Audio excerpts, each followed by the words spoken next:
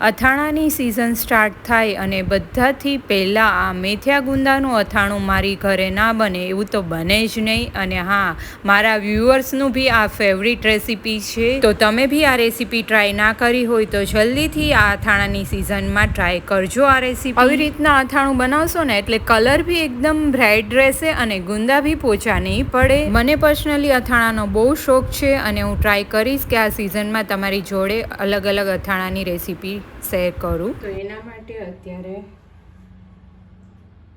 મેથીના કુરિયા લઈ લીધા છે 3 ટેબલ સ્પૂન જેટલા. તમારે જે રીતના જેટલું બનાવો એ રીતના મેથીના કુરિયા લેવાના રહેશે. અત્યારે મેં 250 ગ્રામ જેટલા ગુંદા લીધા છે અને રાઈના કુરિયા ટોટલી ઓપ્શનલ છે. તમને જો ટેસ્ટ ગમતો હોય તો તમે એડ કરી શકો. અત્યારે મેં 1/2 ટીસ્પૂન જેટલા રાઈના કુરિયા લીધા છે, કેમ કે અત્યારે આપણે મેથિયા ગુંદા બનાવીએ છીએ તો એમાં મેથીનો જ મસાલો બનતો હોય છે. આને આપણે ગ્રાઇન્ડ કરી લઈશું, પલ્સ મોડ કરી લઈશું. સાવ ભૂકો નથી કરવાનો, કચરું આપણે વાટી લેવાનું છે. વચ્ચે થોડી સ્પેસ કરી લઈશું અને હિંગ એડ કરી દઈશું એઝ પર ધ ટેસ્ટ. હિંગથી જ ફાઇન ફ્લેવર આવશે એટલે હિંગ થોડી ચડિયાતી કરવાની રહેશે. અત્યારે મેં 1/2 ટીસ્પૂન જેટલી એડ કરેલી છે. અત્યારે મેં એક સાઈડ ફૂલ ગરમ થયેલું આપ તો જોઈ શકો, ધુવાળા આવી રીતના નીકળે એટલું ગરમ કરવાનું તેલને. અને ગરમ તેલ જ આપણે 1 ટેબલ સ્પૂન જેટલું એડ કરી દેવાનું. એડ કરી અને ડાયરેક્ટ જ બંધ કરી દઈશું. થોડી વાર માટે રહેવા દઈશું, જ્યાં સુધી રૂમ ટેમ્પરેચર પર આવે ત્યાં સુધી. હવે એક સાઈડ મસાલાને મૂકી દઈશું અને ત્યાં સુધીમાં આપણે એક કેરી લઈ લેવાની. કેરી થોડી ખાટી હોય એ ટાઈપની આપણે સિલેક્ટ કરવાની. મોટી કેરી લઈશું. અત્યારે મેં કેસર કેરી અવેલેબલ છે તો એ જ લઈ લીધી છે.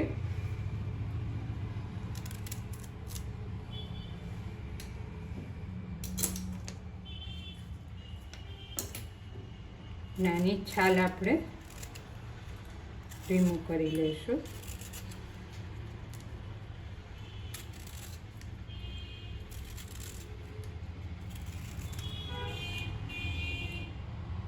અને પછી ઝીણા ખમણમાં ખમણી લેવાની છે.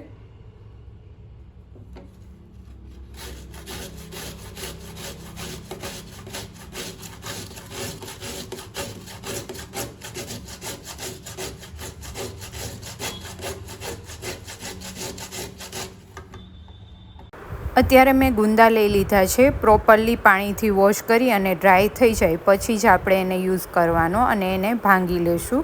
એના જે ઠળિયાનો ભાગ હોય એને રિમૂવ કરવાનું છે. પણ આ પ્રોસેસ છે એ મસાલો થઈ જાય બાદ જ કરવાની રહેશે.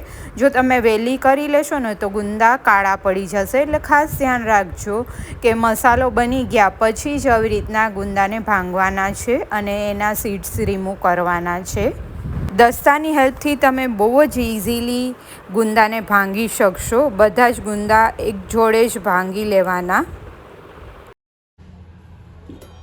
અને એક સાઈડ આપણો આ જે મસાલો આપણે રેડી કર્યો હતો એ રૂમ ટેમ્પરેચર પર આવી ગયો છે. તો એમાં આપણે બધા જ મસાલા એડ કરી દઈશું. સોલ્ટ એડ કરી દઈશું. બહુ જ ફાઇન ફ્લેવર આવશે. તમે ઢક્કણ ખોલશો ને એટલે ઓપન કરશો ને એટલે સોલ્ટ આમાં ચડિયાતું એડ કરીશું, કેમ કે આપણે ગુંદા ડાયરેક્ટ ભરવાના છે એટલા માટે. અત્યારે મેં 1.5 ટેબલ સ્પૂન જેટલું સોલ્ટ લીધું છે. તમે ટેસ્ટ પ્રમાણે લઈ શકો.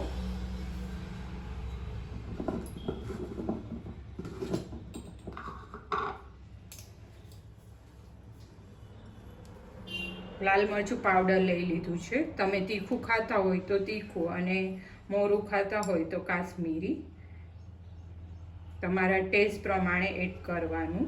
પણ અથાણામાં નમક અને લાલ મરચું પાવડર વધારે હશે તો જ એનો ફાઇન ટેસ્ટ આવશે.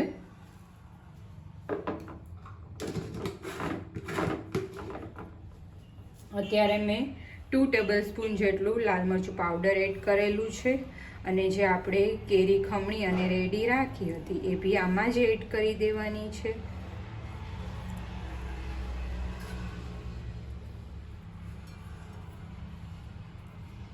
બધું જ વસ્તુ પ્રોપરલી મિક્સઅપ કરી દઈશું.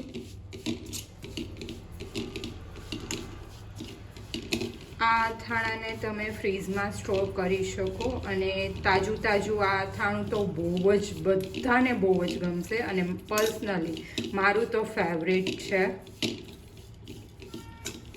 મસાલો આપણે થોડોક જ હતો પણ કેરીનું ખમણ આવે ને એટલે વધારે થશે, એટલે એ રીતના તમારે મસાલો બનાવવાનો રહેશે. કેમ કે આમાં કેરીનું ખમણ આપણે એડ કરેલું છે તો થોડો મસાલો વધી જ જશે.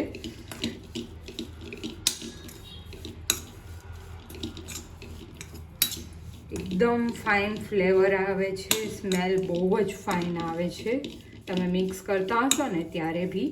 અને આમાં આપણે તેલ વધારે નથી એડ કરવાનું, ખાસ ધ્યાન રાખવાનું કેમ કે આપણે ગુંદામાં ભરવાનું છે મસાલો. જો આમાં તેલ વધારે થઈ જશે ને એડ તો તમે ગુંદામાં મસાલો ફિલ નહીં કરી શકો, ભરી નહીં શકો, ગુંદામાં સ્ટફ નહીં કરી શકો. પ્રોપરલી બધો જ મસાલો મિક્સઅપ થઈ જાય પછી જ આપણે આ ગુંદા છે એ ખોલવાના છે. ત્યાં સુધી આપણે ગુંદા ખોલવાના નથી કેમ કે ગુંદા ખોલશો પછી વાર લાગશે ને તો ગુંદા કાળા પડી જશે.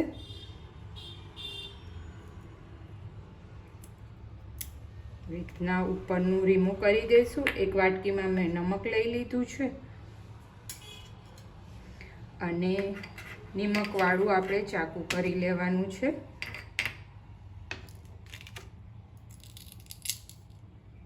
જરૂર લાગે ઠળિયો ના નીકળે તો નમકવાળું જે ચાકુ હોય ને એના હેલ્પથી આવી રીતના ઇઝીલી ઠળિયો તમે રિમૂવ કરી શકશો અને તમારા હાથ બી નહીં બગડે. તમારે જે બી કન્ટેનરમાં ગુંદાને ભરવા હોય, અત્યારે હું કાચની બરણી લઈ લીધી છે એમાં ભરવાની છું. બને ત્યાં સુધી અથાણું આપણે કાચની બરણીમાં જ ભરતા હોઈએ છીએ, એમાં જ સારું રહેશે. પછી આપણે ફિલ કરી લેવાનું ગુંદાને આવી રીતના 1 બાય 1 સ્ટફ કરતું જવાનું છે અને રાખતા જવાના છે આવી રીતના.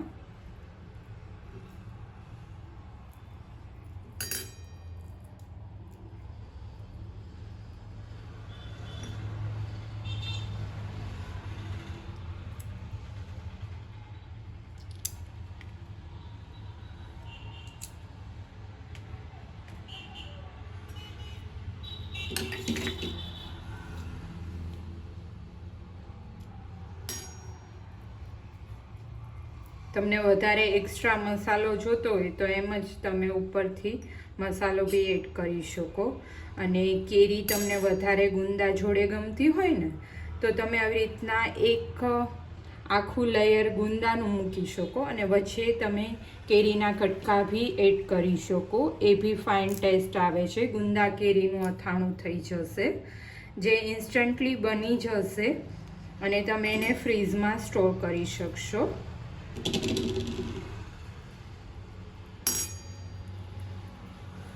ગુંદાની સિઝન આવે ને એટલે મારું તો આ ફિક્સ હોય છે અથાણું.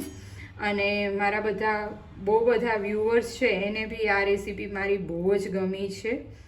તો હું આ અથાણાની સિઝનમાં ટ્રાય કરીશ તમારી જોડે અલગ અલગ અથાણાની રેસીપી શેર કરું.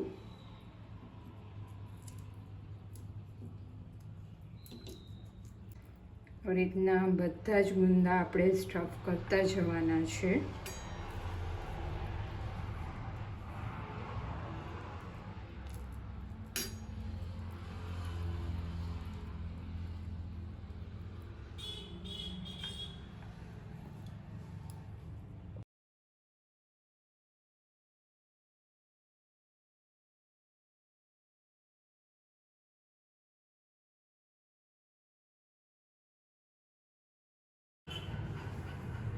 આવી રીતના સ્ટફ થઈ જાય ગુંદા એટલે ડાયરેક્ટલી જ આપણે એમાં તેલ એડ કરી દઈશું, બાકી ગુંદા કાળા પડી જશે. અને અત્યારે હું ડૂબા તેલ નથી એડ કરતી કેમ કે એને હું ફૂલ યર માટે નથી સ્ટોર કરવાની, અને આપણે ફ્રીઝમાં જ એને 1 થી 2 મહિના માટે સ્ટોર કરવાના છીએ, એટલે બહુ જાજુ તેલ એડ કરવાની જરૂર નથી. આને આપણે 2 થી 3 કલાક માટે બહાર જ રહેવા દઈશું અને પછી ફ્રીઝમાં સ્ટોર કરી શકશું. એકદમ ફાઇન મેથિયા ગુંદાનું અથાણું બની અને રેડી થશે, અને ગુંદા બી એકદમ ક્રિસ્પી પ્લસ જરા બી તમને આમાં ચીકાશ નહીં લાગે. તમે આ મેથિયા ગુંદા નેક્સ્ટ ડેથી જ ખાઈ શકશો, અને એકદમ ફેવરિટ મારું તો આ અથાણું છે. તો આ અથાણાની સિઝનમાં આપ બી આ રેસીપી ટ્રાય કરજો, અને ફ્રીઝમાં તો આ અથાણું ફૂલ યર માટે તમે ઇવન સ્ટોર બી કરી શકશો આ જ પ્રોસેસથી. પણ ખાલી તેલ છે એ ફૂલ તમારે ડૂબા રાખવું પડશે. તો તમારે બી મારી અથાણાની રેસીપીસ જોવી હોય તો મને શ્યોર કમેન્ટ કરીને જણાવજો, અને આવા જ ન્યૂ વિડીયોઝ જોવા હોય તો મારી ચેનલને જલ્દીથી સબસ્ક્રાઈબ કરી લેજો, જેથી કરીને તમે બી જાતે જ ઘરે ન્યૂ અથાણા બનાવી શકો આ સિઝનમાં. ફરી મળીએ નવા વિડીયો સાથે. જય શ્રી કૃષ્ણ.